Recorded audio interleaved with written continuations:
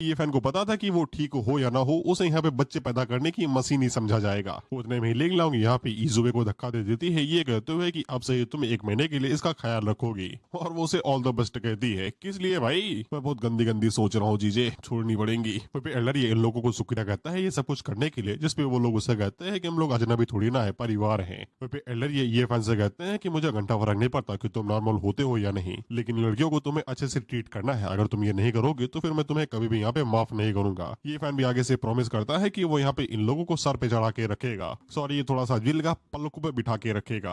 ये लाइन हर एक आशिक मारता ही है अपनी गर्लफ्रेंड के बाप के सामने। हालांकि ये लाइन बाप के ऊपर काम नहीं आती। You need a job. हालांकि ये फैन को पता है कि अभी के लिए उसे यहाँ पे इन लोगों को मीठी गोली देनी पड़ेगी, नहीं तो उसका भांडा जो फूट जाएगा। इस वे ये फैन को बताती है कि आज यहाँ पे जाओ टाई लॉन्ग एक बिजनेस पार्टी रखने वाला है, इसलिए वो ये फैन को वहां पे लेके जाएगी, जिससे ये फैन को थोड़ा सा मन भी करेगा बाहर घूमने का। ये फैन जैसे यहाँ पे जाओ टाई लॉन्ग का नाम सुनता है तो वो आगे से यहाँ पे अपने कार एक्सीडेंट को याद करता है। लेकिन जब वो यहाँ पे अपनी कॉन्फिडेंस को खो रहा था, तब उसने यहाँ पे एक आदमी को देखा था जिसके चेहरे के ऊपर एक निशान था। और अभी जब यहाँ पे फ्यूनरल चल रहा था, उतने में यहाँ पे जाओ दोबारा आया था, लेकिन उसके साथ यहाँ पे वो बंदा भी था जो कि यहाँ पे एक्सीडेंट के दौरान में ये फैन की नजर में आया था, जिससे ये फैन को समझ में आ जाता है कि उसे यहाँ पे बदले की लीड जाओ फैमिली से ही मिलेगी। जिसके बाद हम लोग जुआन फैमिली को देखते हैं, जहाँ पे हम लोग यूफे को देखते हैं, और उसका सेकंड अंकल उसे कहता है कि यहाँ पे पार्टी होने वाली है, इसलिए जल्दी से तैयार हो जाओ। यूफी आगे से मना कर रही थी कि उसका मन नहीं है, लेकिन अंकल उसके ऊपर चिल्लाते हुए कहता है कि तुम अभी भी ये फैन के बारे में सोच रही हो क्या? तुम्हें मैंने हिंदी में समझाया है कि ये फैमिली खत्म हो चुकी है। लिंगलोंग और बाकी लोग उससे शादी कर रही है, तो फिर ये सब कुछ सिर्फ एक बहाना है, बाद में वो भी लोग शादी तोड़ लेंगी। जिसपे यूफी अंकल को यहाँ से भगाती है, ये कहते हुए कि वो पार्टी में आएगी। जिसपे अंकल यहाँ से कहते हुए निकल जाता है कि कुछ अच्छा पहनना, मास्टर ली ने तुम्हें खास बुलाया है। और मन के अंदर सोचता है कि ये सब कुछ जुआन फैमिली के लिए कर रही हो तुम। हालांकि यूफी का दिल अभी भी यहाँ पे ये फैन के ऊपर ही टिका हुआ है। फिर इसके बाद हम लोग ये फैन पे दोबारा आ जाते हैं, जहाँ पे किसी चीज की तैयारी चल रही है। ये फैन आगे से कहता है कि ये क्या गंदी चीजें कर रही हो मेरे साथ। जिसपे यूसुफ पहले तो ये देख के हैरान थे कि बंदे की बॉडी अभी भी टिप टॉप कैसे है, साला इतने सालों से उसकी बॉडी यहाँ पे गुड शेप के अंदर कैसे है। इसको मेटाबॉलिज्म कहते हैं। अब सर दर्द के नाम पे 2 डब्बे आइसक्रीम की लपेट जाओगे तो पेट तो बाहर निकलेगा ही ना। ओके मैं जोक मारना बंद करता हूँ, मुझे बार बार सोचना पड़ता है। ये फैन यहाँ पे इजुए से कहता है छूना है तेरे को, छू के टच करना है, बिस्किट टच करने हैं तेरे को। इस पे इजुए आगे से कहते हैं नहीं छूना, और वो उसको यहाँ पे कोट दे के मारती है, ये कहते हुए कि चुपचाप पहनो और पार्टी के लिए रेडी हो जाओ। और साथ ही में वो यहाँ पे ये फैन से ये भी कहती है कि अब से मुझे सिस्टर इन लॉ की जगह पर वाइफ बुलाना शुरू करो। इस पे ये फैन भी आगे से सैल्यूट करता है मैडम जी बोल के, और खुशी के मारे उछलते हुए कहता है कि अच्छा हुआ कि उसके पास 2 बीवियां हैं। सुना तुमने? 2 वो पे इजुए को पता नहीं ये फैन से क्या ही दया आ रही है। वो अपने मन के अंदर सोचती है कि यहाँ पे ये फैन को उसकी यहाँ पे चाहने वाली ने छोड़ा, उसके फियांसे ने उसे छोड़ दिया है। ऐसे डिफिकल्ट टाइम पे उसे यहाँ पे ये फैन को और भी ज्यादा यहाँ पे लगाव दिखाना चाहिए, ताकि उसे दर्द ना हो।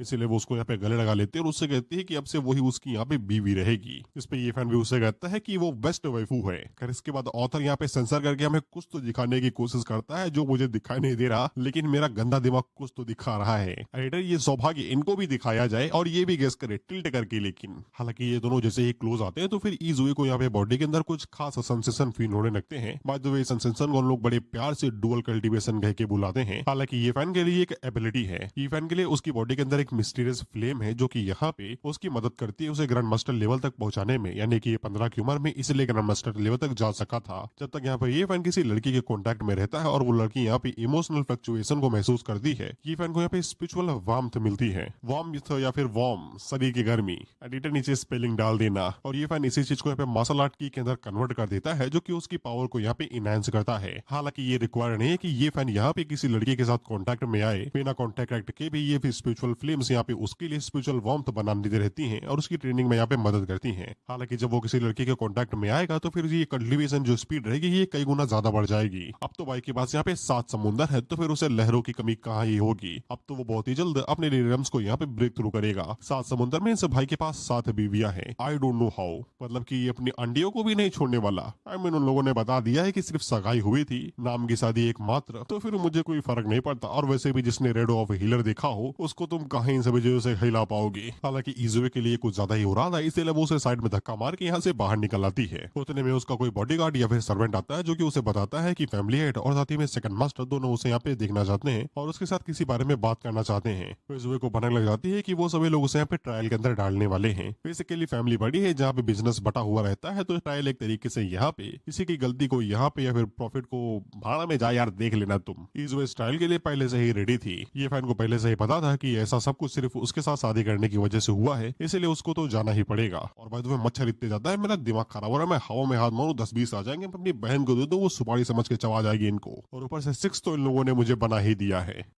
हम लोग इजुए को डायरेक्ट ट्रायल के अंदर देखते हैं, जहाँ पे सू फैमिली के जितने भी मेंबर थे वो सभी थे। इजुए की फैमिली, अंकल और उसके जितने भी मास्टर थे फैमिली के, वो सभी भी। हम देखते हैं सू फैमिली के सेकंड मास्टर इजुए से कहते हैं कि तुमने यहाँ पे ये फैन के साथ में अपनी शादी अनाउंस की है, क्या तुम चाहती हो कि उनके साथ हमारी पूरी फैमिली भी यहाँ पे दफन हो जाए? जिसपे एक दूसरा मेंबर आगे से कहता है कि ये फैमिली के साथ मिलने का मतलब यही है कि वो लोग अपने डेड एंड की तरफ आगे बढ़ रहे हैं, और अगर इजुए यहाँ पे ये फैन के साथ शादी कर रही है तो फिर वो अपने साथ उन सभी लोगों को भी यहाँ पे मरवा सकती है। बाय द वे, मैं इनकी साइड से जितनी भी बार ये फैन का नाम लूं, समझ जाना कि मैं उसे बेवकूफ कह रहा हूँ। हालांकि इजुए उन लोगों से कहती है कि उसके पास यहाँ पे खुद के प्लान्स हैं। वहीं पे ये फैन बाहर से ये सब कुछ देख रहा था, जैसा कि उसने सोचा था बिल्कुल वैसा हुआ। उसकी फैमिली उसे यहाँ पे टारगेट कर रही है उसकी वजह से। वहीं पे हम लोग फैमिली मेंबर्स को देखते हैं जो कि इजुए से ये कह रहे थे कि इसे क्लैन से बाहर निकाल दो, सबसे बढ़िया यही रहेगा। जिसके बाद सेकंड मास्टर यहाँ पे इजुए के फादर से कहते हैं कि तुम्हें अपनी बेटी को कंट्रोल करने की जरूरत है। हालांकि इजुए के फादर यहाँ पे उसके डिसीजन को सपोर्ट करते हैं, जिसको देख के इजुए भी खुश हो जाती है। इजुए के फादर आगे से बताते हैं कि 30 सालों पहले जब सू फैमिली यहाँ पे खत्म होने की कगार पे थी, तो सिर्फ ये फैमिली उनकी मदद करने के लिए आगे आई थी और उन लोगों के लिए लाइफ सेवर बनी थी। अगर ये फैमिली का सपोर्ट ना होता तो वो लोग यहाँ पे मारे जाते और छोटी सी सिर्फ वर्कशॉप के अंदर ही रह पाते। इसलिए इजुए के फादर आगे से कहते हैं कि इजुए अपनी जगह पे ठीक है, अगर किसी को लगता है कि वो गलत है तो फिर यहाँ से दफा हो जाओ। लेकिन तभी अचानक से उन सभी लोगों के यहाँ पे फोन बजने लगते हैं। जब वो सभी अपने फोन को रिसीव करते हैं तो फिर इनके जितने भी पार्टनर थे, फिर वो चाहे माल सप्लाई करने वाला सप्लायर हो, चाहे इनके साथ जो पार्टनरशिप किया हो, फिर वो चाहे कोई हो, वो लोगों के साथ सारे रिश्ते नाते तोड़े ले रहे थे और उनके साथ कोई भी बिजनेस नहीं करना चाहते हैं। जिससे इन लोगों को समझ में आ जाता है कि कोई तो ताकतवर फिगर है जो कि अब यहाँ पे पूरी तरीके से सू फैमिली को ब्लैकलिस्ट कर रहा है।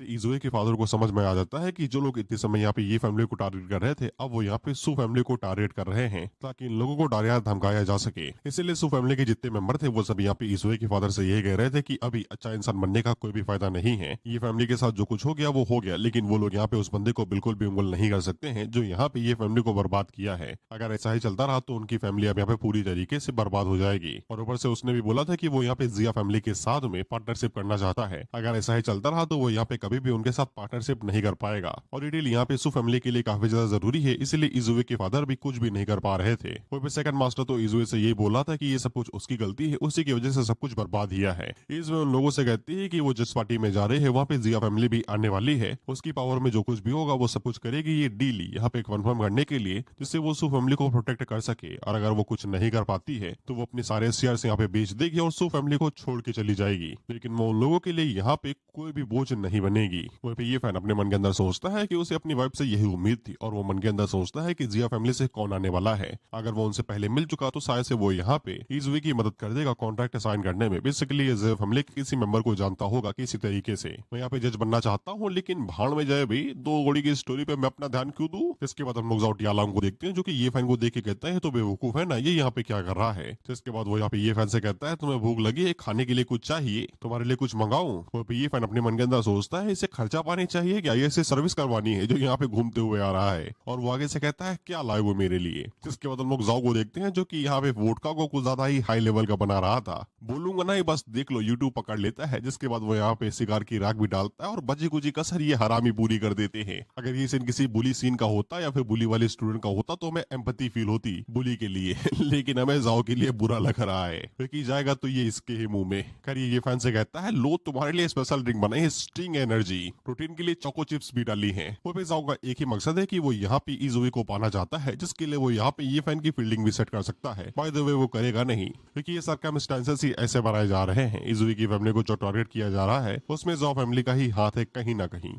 ये फैन को देखते हैं जो कि आगे से वाइन को पकड़ के कहता है कि ये एनर्जी ड्रिंक इतनी ज्यादा अच्छी कैसे बनी। जिसपे वो सभी उसके ऊपर हंसते हुए कहते हैं तो पूरी तरीके से पगला चुका है। उतने में हम लोग देखते हैं कि एक साफ सफाई वाली यहाँ से गुजर रही थी, तो फिर ये उनके पास जाता है और कहता है कि आप तो स्पेशल इंग्रेडिएंट लेके जा रही हैं। जिसके बाद वो यहाँ पे उस गंदे पानी को उठाता है और उसके अंदर भर देता है। जिसके बाद वो सभी लोग यहाँ पे उसका वीडियो बना रहे थे क्योंकि अगर ये वायरल जाएगा तभी तो पब्लिक की बेइज्जती होगी। लेकिन उतने में यहाँ पे ये फैन तेजी के साथ आगे बढ़ता है जो कि ये जाओ का टेटुआ पकड़ता है और उसके मुंह के अंदर स्पेशल एनर्जी भर देता है, ये कहते हुए कि तुम तो पियो भाई, शुरुआत में तो तुम ही किया है। इसके बाद होना क्या था, इन्हें तो गिना ही जाना था। और भाई का सारा मालपानी बाहर निकाल आता है। जिसके बाद वो पीछे मुड़ के कहता है कि तुमने ये क्यों किया मेरे साथ, साले तू जो करने जा रहा था वो तुझे नहीं दिखाई दिया। ये फैन आगे से कहता भी है कि टेस्ट अच्छा नहीं किया, तुमने तो ये बनाई थी। और वो आगे से कहता है कि ईज़ुए तो उसे कभी भी यहाँ पे ड्रिंक करने नहीं देती, लेकिन क्योंकि तुमने मुझे ये ड्रिंक ऑफर की इसीलिए मैंने तुम्हें भी दी थोड़ी सी। ये फैन हम लोगों को बताता है कि उसने यहाँ पे इन 5 सालों में जीट पेंडेंट के अंदर बहुत कुछ सीखा है, सिर्फ मार्शल आर्ट ही नहीं, जाओ जैसे बंदों से कैसे निपटा जाता है ये भी। इनको साला ऑफ गार्ड में पकड़ो,